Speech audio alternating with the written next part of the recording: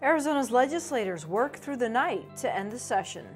Doug Ducey has asked for some sanity down here at the legislature, and so far, that has really come to fruition. We haven't seen the amount of crazy bills lately. A look at major policy out of the Arizona legislature. The budget really seemed to drive policy, especially because it was very limited as far as what they could do financially. This is Arizona Week.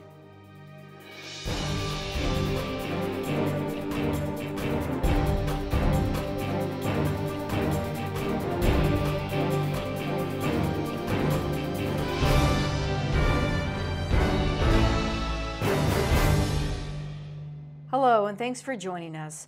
Arizona's House of Representatives and Senate wrapped up early Friday morning. A short session, just 81 days. My colleague Christopher Conover sat down with political commentators for their analysis on the session. Here now are Barrett Marson of Marson Media and Robbie Sherwood of Progress Now, Arizona. We are have wound up the legislative session. So let's start with, what are your general impressions of this session? Robbie, we'll start with you. Short but not very sweet. There's been a lot of pretty terrible legislation that they've tried to move through. They were smart enough to wait until after the Super Bowl left town, but then they came forward with several bills that we feel are, direct attacks on voting rights, on the ability for school district employees to talk about issues, First Amendment rights, gun rights. Some good stuff has died, but in general, I think that everybody on the progressive side of politics will be very glad when this is over. Certainly there weren't as many crazy bills or bills that would put us in a national spotlight as we've seen recently, and that may be due to the legislature, the Super Bowl, but it also may be due to the fact that Doug Ducey has asked for some sanity down here at the legislature, and so far, that has really come to fruition. We haven't seen the amount of crazy bills lately, and while Robbie doesn't like some of the bills that are going through, but that's just general policy disagreement. They aren't crazy. Barrett, you mentioned when we started this out that we didn't have any crazy bills. Robbie may disagree with you, but overall you also mentioned the governor had something to do with that. Obviously, this is Doug Ducey's first term as governor, and I'll ask both of you this. What do you think of how he handled this session, his leadership, what he got through? Well, certainly 98% of the budget is his. That's the big thing. He had to take some bigger cuts in the universities, I think more than he wanted, and a couple other things, but most of that budget was his. He has both so far a good honeymoon period with the legislature, and yet he has also shown his independence, and he vetoed several bills that were important to the legislature, keeping the names of police officers involved in police shootings, officer-involved shootings a secret for 90 days, I think it was. He vetoed that bill. He vetoed an animal cruelty bill. So he still showed his independence, yet he still has had a pretty good honeymoon period with the legislature. Yeah, the budget is 98% his, to his everlasting shame. It shortchanges K-12 education. It cuts university budgets by $100 million. This is our key economic drivers, and he's supposed to be a job-creating governor. So that's an absolute failure on his part. I think one of the reasons why they want to get out of here so fast is that May revenues are going to come in, and they're going to be higher than forecasted, and it'll show that they did not need to make these cuts. They just simply wanted to, and they want to get out of here leave the scene of the crime before the public sees those numbers. Well, certainly one issue they're going to have to deal with, and with this increased revenue, is the lawsuit by schools regarding the inflationary money. That's a $300 or $400 million issue, and so some of that extra money is going to have to go for that, I'm sure. And to bring it back to where I referenced that there has been some crazy and some national spotlight on Arizona that's negative. Certainly nothing to what Indiana is now experiencing with their version of Senate Bill 1062. Boy, did we ever dodge a bullet there. And I hope that the governor is getting the message that we really don't want to go down that road again. But he did sign an abortion bill, Senate Bill 1318, that relies on junk quack science to force doctors to inform patients that somehow a medicinal abortion can somehow be reversed. There's absolutely no reliable science that indicates that's true, and that story, now that it's getting around the nation, is creating a national firestorm about reproductive rights. The bill doesn't prevent doctors from saying anything else. They can still talk about some other issues, but that wasn't even the focus of the bill. So after they said they can say not. Yeah, the focus of the bill was more about taxpayer funding for abortions, which Arizonans oppose. So the focus of the bill and was which doesn't occur. There was that issue. The legal rationale to say that taxpayers somehow fund abortions when the law indicates that you cannot do it, and they want to disallow a woman from even purchasing with her own money an insurance rider for abortion coverage. They're saying, well, because you're getting a subsidy on one end, that money it mixes in a pool. Well, by that same logic, women shouldn't be allowed to travel by car to an abortion clinic because taxpayer money is paid for those roads. You can take this to an absurd length, and by the anti-abortion movement's logic, you'll never be able to satisfy them on this. But the bottom line is abortion is still legal in this country. It's still the law of the land, and this bill will be successfully locked up in court and disbanded because it's unconstitutional. Let's talk a little bit about tone, if you will, of the session. The abortion bill we just talked about, that was really the bill that attracted national attention. It seems like we always get one that attracts, at least one that attracts national attention. And that was the one this year, and it's now being overshadowed by the religious freedom stuff in Indiana and Arkansas. What was the overall tone from people here on the ground, not necessarily the national look at this? Well, here in the legislature, there have been a lot of bills that would essentially take some handcuffs off of business. I mean, we're seeing, for instance, microbreweries are going to be allowed to expand here in Arizona, and I was on that. I participated in that legislative effort, but to do some expansion here in Arizona. There were the Uber and Lyft bills that would allow them to operate here. Finally, there was an agreement between the insurance industry and those two rideshare companies. So you're really seeing an attempt to make Arizona a bit more business friendly. Yes, there were cuts to the universities. There's no doubt about that, and they are an economic driver. But I think you have Doug Ducey as someone who will work to, if not restore that funding, at least find a way to ease that pain. In terms of tone, I guess I could say gratified that lawmakers themselves conduct themselves respectfully, even though there are intense policy disagreements. You get the sense that they don't personally dislike each other, with a few rare exceptions. But you see examples of some pretty harsh back and forth in other states, and I like to think that Arizonans know how to disagree without being disagreeable. So I like that as a native Arizonan. And in terms of one good news aspect that to help keep us off the Daily Show, if you will, they did kill in the Senate the Take Your Guns Everywhere bill that would have allowed firearms into any public building, libraries, courthouses, unless the government's paid upwards of $100,000 per exit to secure every exit to a building. I thought that debate spawned a national headline when Sylvia Allen indicated that we ought to be debating mandatory church service, and that took off like a rocket. But the bill itself that she was referencing actually failed this week in the Senate. And I was really glad to see us come to our senses, if you will. The legislature did stay away from the controversial issues that we've seen pop up in the past en masse. Yes, again, Robbie doesn't like some of these gun bills or the abortion bills. It's a policy difference. But for the most part, the crazier stuff stayed off the radar. At the beginning of the session and throughout the political campaign leading in, we heard a lot about Common Core. We saw some bills pop up that would have gotten rid of Common Core. We saw the dust-up then between Diane Douglas at Education and the governor over Common Core and who runs the Board of Education. The governor put out his new nominees to the Board of Education, and Senator Kelly Ward held one of them saying, Right. you support Common Core, I'm holding it. Is But the we're honeymoon over for the governor? Well, no, but I think first of all we're going to end the session and we're going to see a status quo when it comes to Common Core. Yes, Kelly Ward did hold a nomination, but he's still on the board, and he'll live to fight another day next year. So I don't think the dust has settled on that by a long shot. You know, I think that exposed a really interesting schism between the right and the really far right that it has power in Arizona, and Governor Ducey seemed to indicate that he wouldn't hate it if Common Core stayed in place, and we went ahead and implemented it in spite of what he said on the campaign trail. Diane Douglas is raising a lot of grief about that issue because that's her signature issue.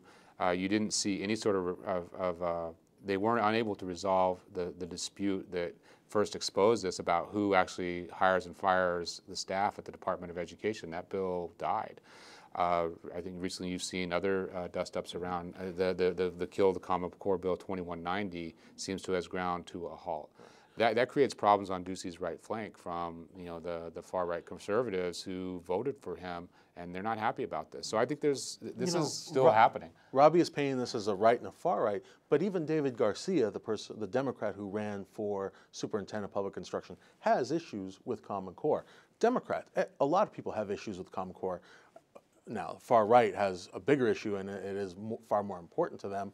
But even Democrats have some issues with Common Core, and the governor has asked the state board, let's look at Common Core and let's see where we can revise it. I don't actually disagree with where the governor, record this. I'm saying this out loud, but I don't actually disagree with where he is on Common Core, which is like let's reform it, let's figure out a way to put it into place. That's exactly where David Garcia was too. He did acknowledge, and there are people in the education world who have worries about this, and it's a little bit above my pay grade what specifically that is, but I do have 2 kids in elementary school who have to pass this stuff, so I have a vested interest in how this turns out. But when Doug Ducey needed to on the campaign trail, he was on Diane Douglas's side of like, yeah, burn it to the ground. And well, as governor, when you're actually in charge, you have to govern more broadly, and he's trying to do that. But Diane Douglas is an ideologue, and she wants this thing dead, and he's standing in the way of that. I went to my son's 5th grade class orientation, and I asked the teacher just straight out, "What do you think of Common Core?" And she wouldn't give me a straight answer. She was really trying to be diplomatic about it. So I think there's issues with Common Core throughout the spectrum and throughout the education community. The biggest impact of Common Core on me is I cannot help my kids do their homework because I don't know how to do these new fangled math problems. So, I think every parent in every generation says that. I think I remember my parents saying that about the new math. But as we wrap this up, Doug Ducey came into the legislative session as all new governors do. He's sworn in, the session starts, he'd just been elected.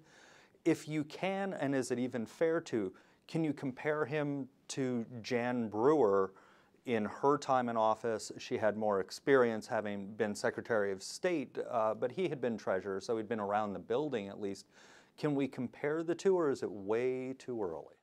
I think the styles are completely different, but I do, Doug Ducey ended up surrounding himself with people like Kirk Adams, people who are very familiar with the legislative process, a lot of staff that came up through the legislature, so they had good relations. And again, yes, he's going to veto a couple of bills this session, but they are really getting along. He brought in both Senate President Andy Biggs and House Speaker David Gowan when he introduced the budget. When he's made some major announcements. And that was something we haven't seen in years. When he made some major announcements like replacing the head of Department of Children's Services, he brought in legislative leaders and people who, the legislators who sat on important committees. So he's worked very well with the legislature. It is a departure from not just Jan Brewer, but the last few governors. Jan Brewer, she impressed on a few levels. She was an old school politician. She had held several different elected offices at almost every level of government before she became governor. And on some big issues like Medicaid expansion and a couple others, she worked to get those policies through, even though the majority of Republicans in the legislature may not have wanted to do that. So different stylistically, we'll see if Governor Ducey, when he's confronted with a situation where he has to do that, how he reacts. I'm very interested to see that. But in terms of style, he's very different. He comes from a corporate world, and it's reflected in, he was elected with the help of these kind of dark money corporate-funded organizations. He's been accused by even detractors on his own side of setting up a shadow Department of Education, and with his desire for an inspector general with subpoena powers, having a shadow AG there. He's shown a penchant for secrecy and keeping things close to the vest, so that I think we're going to have ongoing transparency issues with this governor for the rest of his terms. His instinct is to not tell you if he doesn't have to, and not show the public how the sausage is made if he can avoid it. I'm not saying that Brad Brewer was tremendously better on that, but I think that so far that sort of penchant for trying to pull the curtains down is defining him to a certain extent, at least on the progressive side. Few fireworks this session. The biggest discussion undoubtedly over the state's $9.1 billion budget. And joining me now is Joseph Garcia, the Director of Communication and Director of Latino Public Policy Center at the Morrison Institute for Public Policy in Phoenix. He joins us from our PBS affiliate, KAET in Phoenix. Joseph, thanks so much for being here. Thank you. From your perspective in public policy, how's the legislative session wrapping up here? Well, we've been following the sessions quite a bit at Morrison Institute, which is part of Arizona State University. And we have a few papers up on our website. You might want to take a look at those. And one of them, of course, looks at the budget, which seems to be the main focus of the legislature. There are some, obviously, some public policy issues there, but the budget really seemed to drive policy, especially because it was very limited as far as what they could do financially. Maybe referring to education specifically? Well, education and everything else. The budget was just about $9.1 billion budget, and one of the things they looked at was making some tough choices, which is included in education. And taking the brunt of that, of course, was the state universities. And with a new governor in town, Governor Ducey, how did he sort of fare into all this discussion this time around? Well, he set the stage right away when he started talking about what he wanted to see as soon as he elected and what he ran on. And one of those was no tax increases. And he was going to live by that. So right at the very start, off the table was any idea of additional revenues coming in to help deal with this budget deficit. So there was no talk on where are some other additional opportunities for revenue. Here in Arizona, as you know, we do live mostly by the sales tax, but yet services are not taxed. So if you go get a haircut or some other service, there is no tax associated with that. That was not visited. So as a result, very limited on what legislators could do, because the whole idea was you're going to have to cut money from somewhere. Education was the big one. As you know, for community colleges, Pima Community College as well as Maricopa Community Colleges, they both got total state funding cut. So they went to zero from the state. Would the Morrison Institute say there was any really important policy that came out of this session, or was it pretty dull? Well, I don't think it was dull by any means. I think what you have to look at is what the impact is, and sometimes the impact isn't felt immediately, but further down the road. There's many policy issues to look at. One of the things that was cut was TANF funds, which is temporary assistance for needy families. That's been reduced to a single year of eligibility for a lifetime here in Arizona. We're the only state that has a single year for eligibility on that. Usually many states have 5, some have 3. We're down to a single year. So families that are the most need are going to be kicked off the eligibility rolls. And even if they're eligible now, it will end in a year from now. Would you describe that as maybe one of the key events or incidents that came out of this session? I think in the past, Arizona has been on the national media radar. This time around, not so much attention, but maybe that's why I think I'm having a hard time finding what some of those key bills or measures might have been. Yeah, well, I think with the limited budget that we're talking about, which was pretty much determined before even legislators got together, and that was one of the main criticisms of this budget session, was everything was done on the fast track. Everything was done pretty much excluding Democrats and even excluding public input. And so the budget went through rather quickly. I know the governor was calling it a bipartisan budget. But really there was one Democrat from the Senate who crossed the aisle, and this Democrat, as a result, got $1.2 million in transportation funds for their district. And there were two Democrats, because it's actually, the budget's not just one bill, it's a package of 13 different bills. A couple of Democrats voted, and the budget was being done overnight from 10 p.m. until the wee hours of the following morning. Two Democrats voted for different parts of the budget bill, and they said they were either tired or confused. So it was hardly a bipartisan effort. But I think if you're a Republican who believes there should be limited government, and even more limited than in the past, you'd be very happy with this session. If you're a Democrat who thinks government has a role and responsibility for investing more in education and helping those who are in most need, you'd be very disappointed. I know you wear many hats there at the Morrison Institute. One of them is for Latino public policy. Anything out of this session that maybe specifically affects the Latino community in Arizona? Well, not so much in this session, because I think we're still, we got a pretty good spanking as a state from SB 1070, and we weren't willing to do that, although the following session after that, we're looking at 1062, which Indiana is dealing with, unfortunately not Arizona at this point. But there was one bill that came out, and it was coming out of Yuma from Don Shooter. And the whole idea was, it's called ballot harvesting. And the whole idea is that you can't collect a whole bunch of ballots, early ballots, and take them to the election polls and deliver them. So now it's a felony unless you're a family member, a caregiver, or a candidate. You cannot deliver other ballots that you didn't sign, that they're not your early ballots. The whole idea, according to largely Republicans, is to reduce voter fraud. Democrats believe that there's very little voter fraud that takes place, and that this is another way to suppress the vote, especially among minority voters such as Latinos. Do you think we're likely to see this pick up again maybe next session, next time around? Well, yeah, I think we're going to see more and more voter reform, and the whole idea, we see a little bit that now, is that the party that's in place, and this is regardless of which party we're talking about, the party that's in place is always going to go with the power. So in this case, it's the Republicans trying to protect Republican power, and that includes fighting off not just Democrats, but also limiting the effect that independents may have at the polls. Okay, Joseph Garcia from the Morrison Institute in Phoenix, thank you so much for your analysis, and we appreciate your time on this program. Thank you.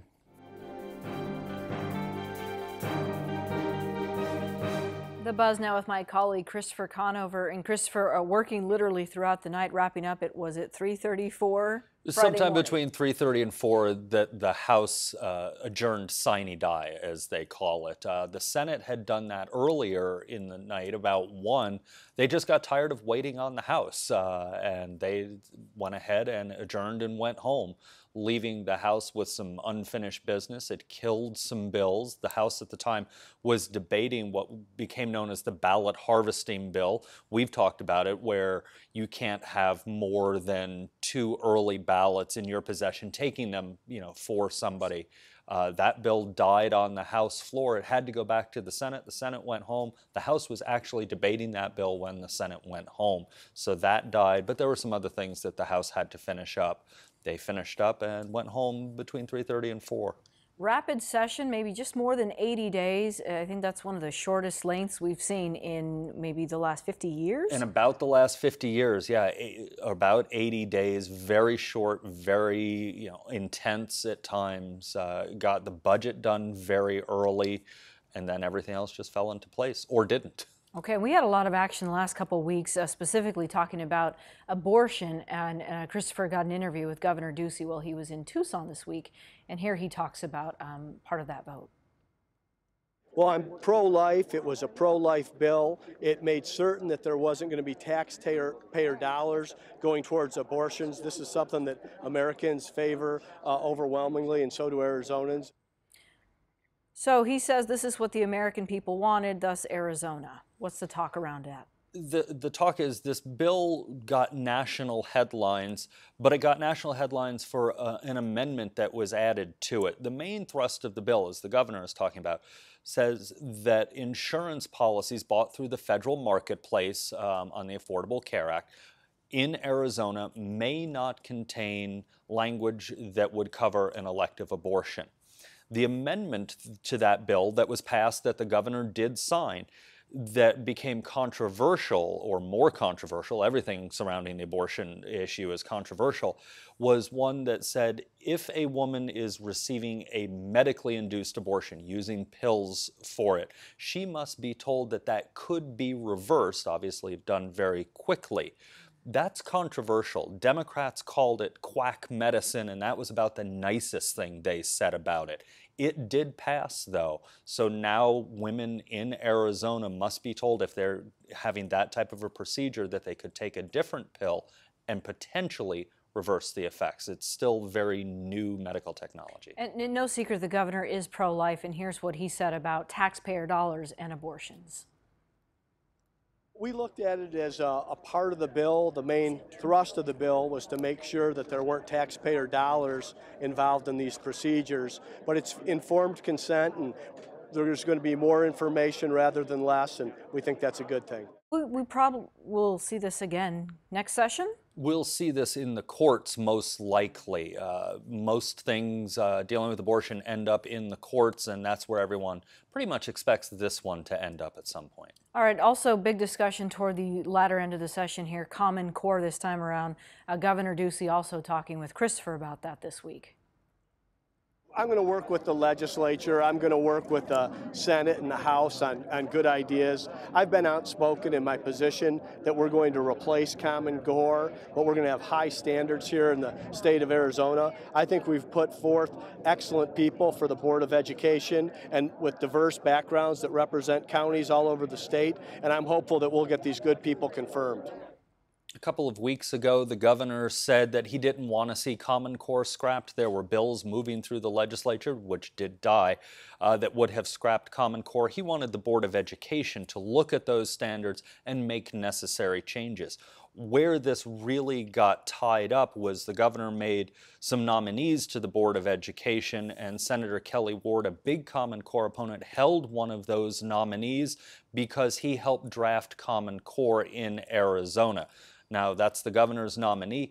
He can serve for a year without a confirmation, so we'll see what happens. All right, and quickly before we go, any chance of a special session now?